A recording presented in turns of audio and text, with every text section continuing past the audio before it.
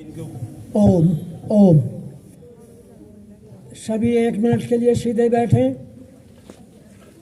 ओम विश्वानि देव सवितर्दुरितानि परात्सुवे यद्भद्रं तन्नयासे।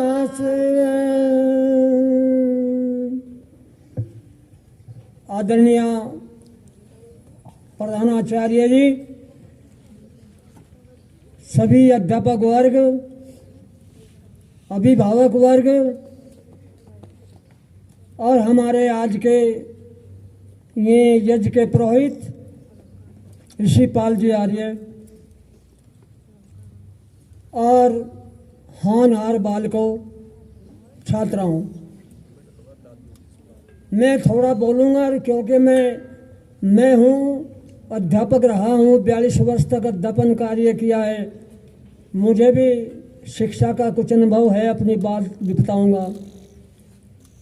मैं सत्यमुनि वानप्रस्थी वैदिक आश्रम अलीपुर कला 42 वर्ष तक अध्यापन कार्य के बाद में जब मैं सेवानिवृत्त हुआ तभी उसी वर्ष वानप्रस्थ आश्रम की दीक्षा ले ली वैदिक आश्रम अलीपुर कला में। अब मैं सारा कार्य जो कर रहा हूँ वैदिक धर्म के प्रचार प्रसार के लिए और समाज की सेवा के लिए समर्पण जितना जीवन है। इनका निर्देश हुआ, संदेश गया कि आप भी आइए। इतनी सर्दी में 83 वर्ष की आयु, पैर में चोट लगी घुटने, फिर भी मैं समय से पहले आया और मैंने अध्यापन कार्य सारा ईमानदारी से किया है, समय का पालन किया है, आदर्श प्रस्तुत करने का प्रयास किया है।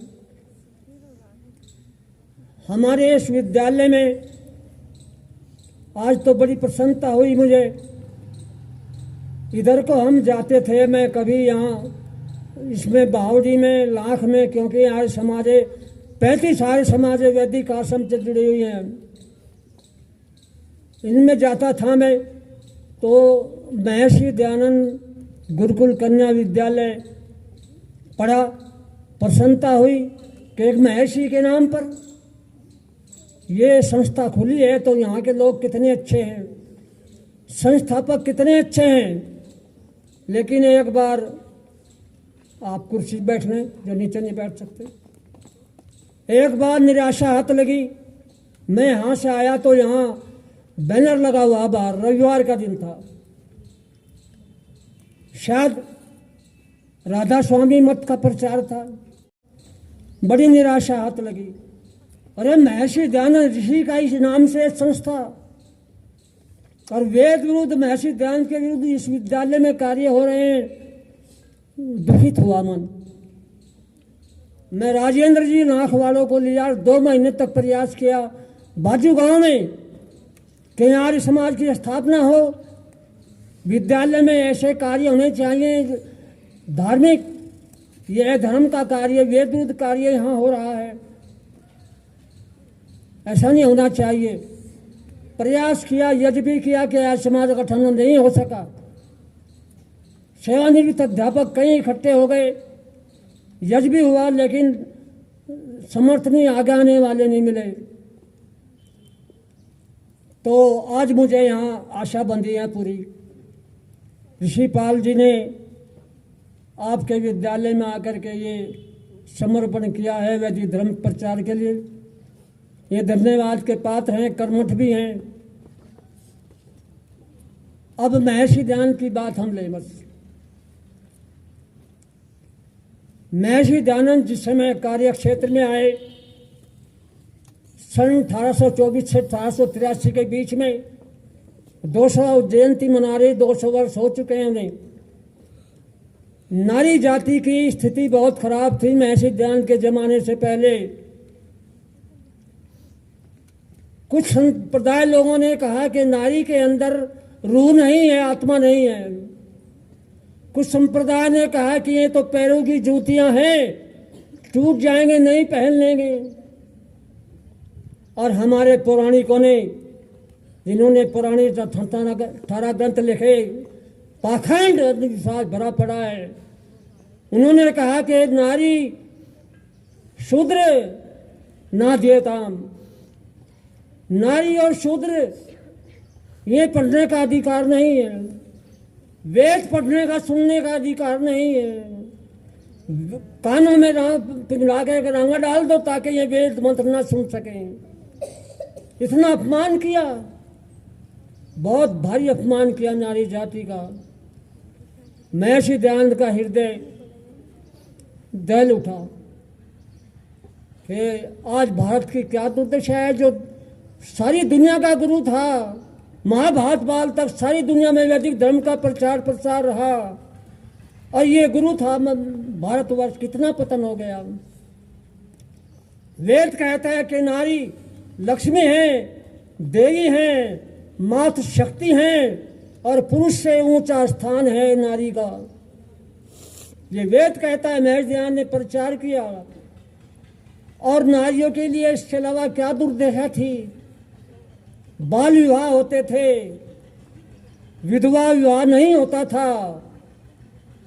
चिता पर जब पति मर गया तो पत्नी को, नारी को धकेल करके चिता में अग्नि दे दी जाती थी, जिंदे को जला दिया जाता था नारी को। इतनी बड़ी दुर्दशा थी, पढ़ने का अधिकार नहीं है। तो महर्षि दयानंद ने कहा नहीं, वेदों की ओर लौटो, वेद क्या कहता है इस बात को जानो और मानो और प्रचार करो, जीवन सुधर जाएगा। महर्षि दयानंद ने कहा कि लगभग 24 ग्रंथ पढ़े लिखे हैं, मैं सारे पढ़े हैं। महर्षि दयानंद ने सत्यार्थ प्रकाश में 2 समोल्लास, पहला दूसरा तीसरा समोल्लास अध्याय शिक्षा के बारे में लिखे हैं। दूसरे में है बाल शिक्षा और तीसरे में अध्यापन अध्ययन विषय। सत्यार्थ प्रकाश खरीदो और घर में होना चाहिए। हम जब महर्षि दयानंद के संस्था में पढ़ रहे हैं तो महर्षि दयानंद के बारे में तो जाने। तो दूसरे समोल्लास में प्रथम एक सूत्र दिया है महर्षि दयानंद ने शतपथ ब्राह्मण का। 2 पक्ष है शिक्षा के, एक शिक्षा देने वाले, एक लेने वाले, एक आचार्यगण, एक विद्यार्थीगण। दोनों के बारे में लिखा है। इनमें लिखा है कि मातृमान, पितृमान, आचार्यमान पुरुषोवेद। इसका भाव कि माता जैसी माता होगी, माता अच्छी होगी, अच्छी माता, अच्छे पिता होंगे, अच्छे आचार्य होंगे, धार्मिक होंगे, तो संतान, बच्चे, विद्यार्थी अच्छे बनेंगे, वैदिक धर्म के न्यायी हो जाएंगे। 3 गुरु हैं हमारे। पहला गुरु माता, कितना बड़ा ऊंचा स्थान दिया वेद ने। पहला गुरु माता, दूसरा गुरु पिता, तीसरा आचार्य। आज तो हजारों गुरु हैं और पाखंड फैला रहे हैं। 3 गुरु हैं और माता पहला गुरु है। 5 वर्ष तक माता बच्चे की देखभाल विशेष रूप से करे और 6 वर्ष से 8 वर्ष तक पिता विशेष रूप से देखभाल करे और 9 से आगे आयु में किशोरावस्था में आचार्य अध्यापक गण विशेष देखभाल करें तो बच्चे अच्छे बनेंगे, नई पीढ़ी अच्छी आएगी, जीवन सफल हो जाएगा, स्वर्ग हो जाएगा घर में। तो ये तो है आचार्यों के लिए। आचार्यों का व्यवहार अच्छा हो, आचार्यों का खान पान अच्छा हो, आचार्यों का रहन सहन अच्छा हो, आचार्यों की वेशभूषा अच्छी हो, तो बालक अनुकरण करेंगे, विद्यार्थी अनुकरण करेंगे, विद्यार्थी वैसे ही बनेंगे। प्रसन्नता हुई है कि विद्यार्थियों की, छात्रों की वेशभूषा बहुत अच्छी है, सब उचित व्यवस्था में है। सब आपका विद्यालय प्राकृतिक वातावरण में है और आचार्य शब्द आपकी बैठी हैं यहाँ यज्ञ पर सम्मिलित हुए हैं।